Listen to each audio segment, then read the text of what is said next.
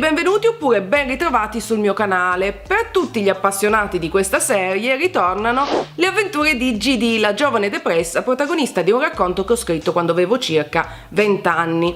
Se vi siete persi le puntate precedenti non preoccupatevi perché le trovate tutte in una bella playlist cliccando sulla i che comparirà da qualche parte, credo qui o forse qui. Se non siete in pari, mettetevi in pari adesso perché continueremo a leggere le avventure della nostra GD/Anna. Se non ricordo male, nell'ultima puntata l'avevamo lasciata dopo una giornata trascorsa con Fabio, il suo vecchio amico pre-interventi chirurgici, che ovviamente non l'ha riconosciuta, ma che nel corso della giornata le ha confessato di essere innamorato proprio di GD. Al tempo stesso Luca, il bel tenebroso col quale sta intrattenendo una sorta di relazione, la vede con Fabio, si ingelosisce e litigano, quindi l'abbiamo lasciata un po' in una sorta di tira e molla tra questi due personaggi maschili e nell'ultima scena, dopo aver chiamato casa, si è infilata nella vasca da bagno e proseguiamo con la lettura proprio da lì.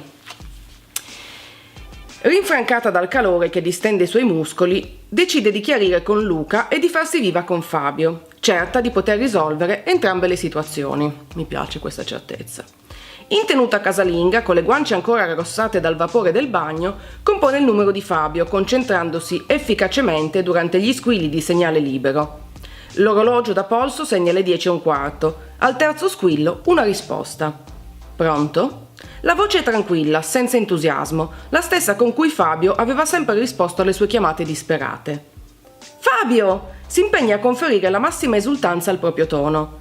Sì? Chi parla? Sono GD, non mi riconosci più? Si sente un po' stupida a dire questo. GD? Da dove chiami? Non ci crederai mai, ho un sacco di cose da raccontarti. Avrei voluto chiamarti già 1.000.000 di volte, ma sai, mi vergognavo per non essere riuscita ad avvertirti in tempo di quello che stava accadendo.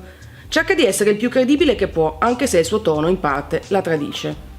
Allora è vero, un istante di silenzio. Vero o cosa? Non deve sbilanciarsi. La tua amica Anna mi ha detto dell'America, ma non riuscivo a crederci. Pensavo fosse una delle tue bugie assurde per poter sparire per un po' dalla circolazione. Ma cosa ti viene in mente? Ah, così hai già conosciuto Anna? È un bel tipo, vero? Sì, non proprio il mio tipo. Sottolinea la parola mio. Un po' troppo appariscente, però sì, carina. Mi ha raccontato della tesi in America, ma quando l'hai saputo? E gli esami? Beh, avevo fatto domanda qualche mese prima di partire, così tanto per provare, non credevo che ci sarei venuta davvero. Poi sono stata un po' in crisi e così quando ho ricevuto la risposta ho deciso di partire su due piedi. Ho cambiato leggermente il piano di studi, gli ultimi esami posso darli qua, oltretutto mi varranno anche di più. Pausa con dosata incertezza nel tono. Volevo chiamarti, ma non me la sentivo di spiegare niente a nessuno. Ero veramente giù di corda. Una volta arrivata qui poi mi ci è voluto un bel po' per ambientarmi, è un gran casino, tra la lingua e tutto il resto. Anna mi ha detto esattamente le stesse cose. Non è che l'hai sentita per caso? Non di recente. L'ho chiamata una volta sola qualche giorno fa per sapere della casa. Perché? No, niente. È solo che mi sembra così strano. Passo il pomeriggio con la tua amica a chiederle di te e la sera tu mi chiami. Proprio una bella combinazione. Occhio. Ma bravo, avete passato il pomeriggio insieme, eh? Beh, comunque qui sono le 3 del pomeriggio, sono appena uscita da lezione e non ho avuto il tempo di chiamare proprio nessuno a parte te. E poi, cos'è tutto questo sospetto? Se lo sapevo non ti chiamavo per niente. No, è che proprio non me l'aspettavo. Lo so, sei arrabbiato con me perché non mi sono più fatta sentire, hai tutte le ragioni. Ma lo sai come sono quando entro in crisi? Mi sembrava che tu ne avessi sopportate già troppe. Attimo di pausa. Poi, con voce misuratamente commossa, Fabio, mi manchi, sai, mi sento così sola qui. Breve silenzio. Anche tu mi manchi. Le mie giornate sono vuote da quando non ho più nessuno da far piangere sulla mia spalla. Finalmente riecco il vecchio Fabio. Stronzo, non ci sentiamo da 2 mesi e tu già mi sfotti. Scherzo, è solo che sono contento di sentirti. Credevo che non ti saresti più fatta viva, che qualche sconosciuto su un cavallo bianco ti avesse rapita e il povero Fabio fosse solo un vago ricordo. Chi vuoi che mi rapisca a me? Scommetto che sei l'unico ad essersi accorto che manco. Sbagliato, un sacco di gente mi ha chiesto di te. Se, posso immaginare. Cos'è? A qualcuno mancava un posto dove andare a farsi una canna in pace? Perché devi sempre essere così cinica? Dana e Enzo, per esempio, mi hanno subito domandato dove eri finita. Appunto, come volevasi dimostrare. Sara, cambiando discorso, come hai trovato Anna?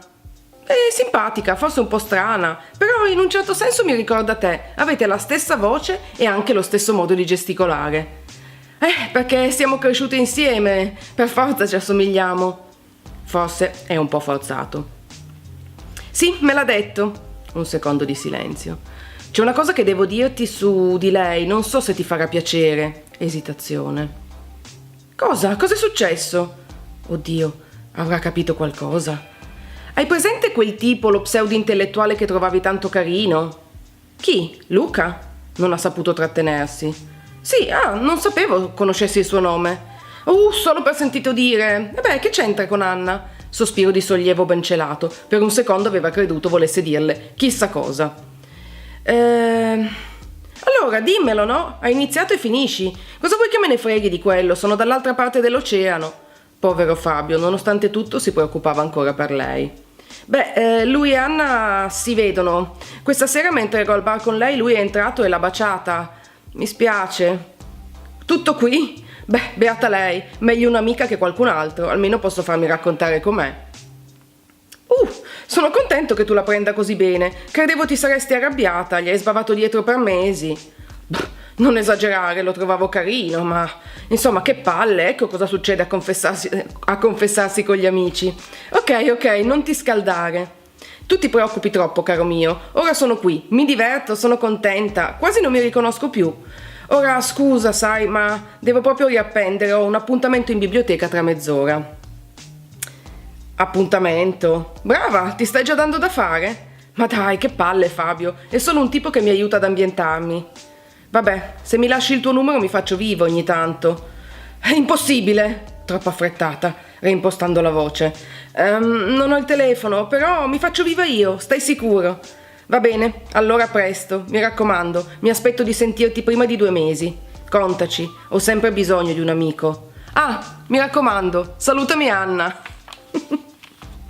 È stato meno facile del previsto. GD si sente piuttosto stupida a mentire ad un amico come Fabio, però è necessario che lui si abitui all'idea di non vederla più. È fondamentale, ancora un paio di chiamate e dovrebbe cavarsela. Riflettendo sui suoi progetti, rimane immobile di fianco al telefono che inaspettatamente squilla. Con un sobbalzo risponde. Pronto? Anna? Ciao, sono Fabio. Attimo di panico. Ciao? Ti chiamo solo per darti una bella notizia. GD mi ha chiamato dall'America. Avevi ragione, non si è dimenticata di me.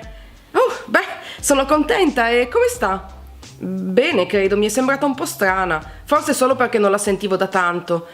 Mi ha detto di salutarti. Grazie. Non riesce a dire nulla di più. Tra l'altro, scusa per oggi pomeriggio, me ne sono andato in modo un po' brusco. Certe volte Enzo mi fa proprio incazzare. Spero che il tuo amico non si sia ingelosito. Figurati, non c'era niente di male, abbiamo solo fatto un giro, capirà. Se non dovesse capire non ti saresti persa niente. Mi sembra talmente preso di sé, scusa la sincerità. Non lo so, lo conosco appena, però mi piace abbastanza. Cosa vuoi, noi donne siamo fatte così, hilarità forzata. Comunque se hai bisogno di qualsiasi cosa chiamami, ti lascio il numero. Mentre GD finge di annotare, si dirige verso la cucina, poi saluta Fabio e mette sull'acqua per il tè.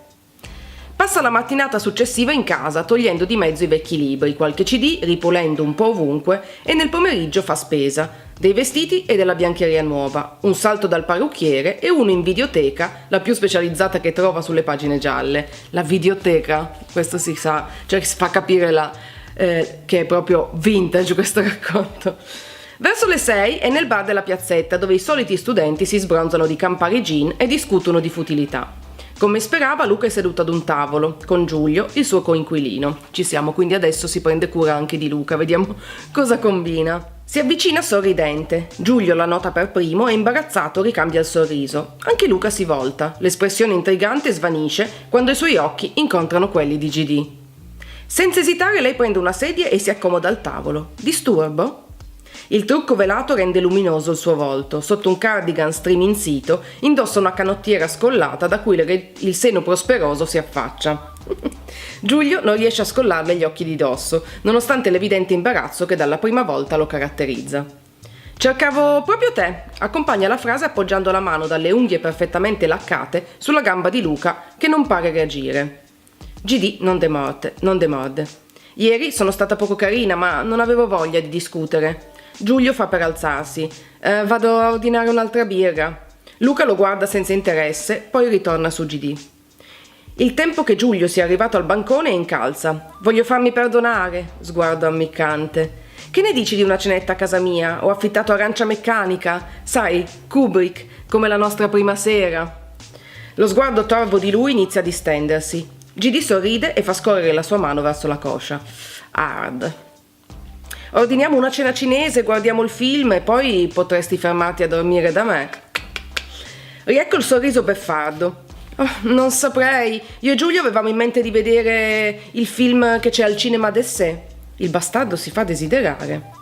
Peccato, mi sarebbe piaciuto farti vedere il mio ultimo acquisto. Sono stata in quella boutique di intimo in centro. Ho preso delle cose carine. Che squallore! Forse sta giocando un po' pesante, ma deve rischiare. Luca è interdetto. Riflette qualche secondo mentre lei continua a far scorrere la mano sulla sua gamba racchiusa in un paio di pantaloni grigio scuro.